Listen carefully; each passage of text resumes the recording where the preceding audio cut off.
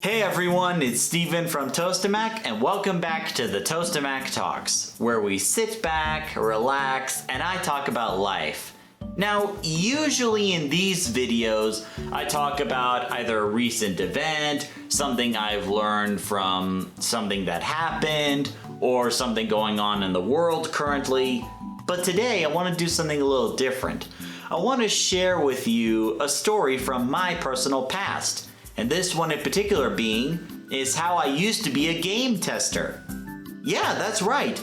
There was actually a point in time where I got to test a PC game or two before it was even released to the public. Now, mind you, when I say this, I don't necessarily mean like being flown or driven to this huge fancy place with all the latest consoles and I got this early access to an upcoming awesome AAA game. No, it was much different.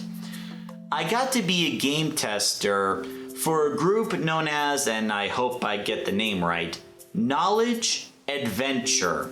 For those that have been around in the 90s like I was, you'll probably remember them as the people behind the Jumpstart games, the computer educational games in particular. So what I remember from this experience, and mind you, I was like, 3 to 5 years old back then? So it's a miracle that I could remember any of this at all. So I had some help with mom and dad to fill in the bits and pieces of memory.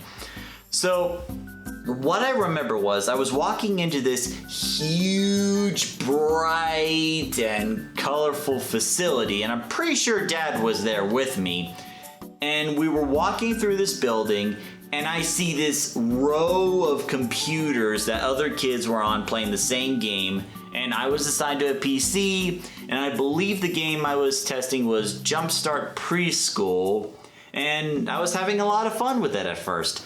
But then, as I was making mistake after mistake, I found that I wasn't really enjoying the game as much as I was getting upset, and I'm pretty sure I had a meltdown or two. Again, 3 to 5 years old, it was kind of around that age, it's what we did back then.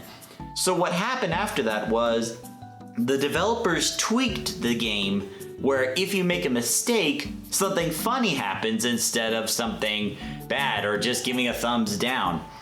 And it worked to a certain degree. Like, on the one hand, I wasn't feeling stressful about making mistakes in that game anymore, but what happened was I was enjoying the funny noises or funny animations so much that I would pick the wrong answer on purpose just because I like the funny stuff. Even if I knew what the correct answer was, I would still choose the wrong answer. It got to a point where my dad or mom and one of the developers were like, you know that's not the right answer, right? It's this one.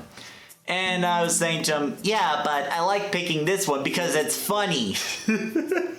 So now the developers had to tweak the game again to make the right answers more rewarding. That way we're not constantly picking the wrong answer on purpose. But yeah, I really enjoyed it. It was a fun experience. And later on, the Knowledge Adventure released the Jumpstart games, and I got to play just about every single one of them, had lots of fun, except for the 4th grade one. We don't talk about Jumpstart 4th grade. That was scary as all get out. Like, for real, go watch some gameplay on Jumpstart 4th grade and compare that to some of the other Jumpstart games and you'll see what I mean, darn it.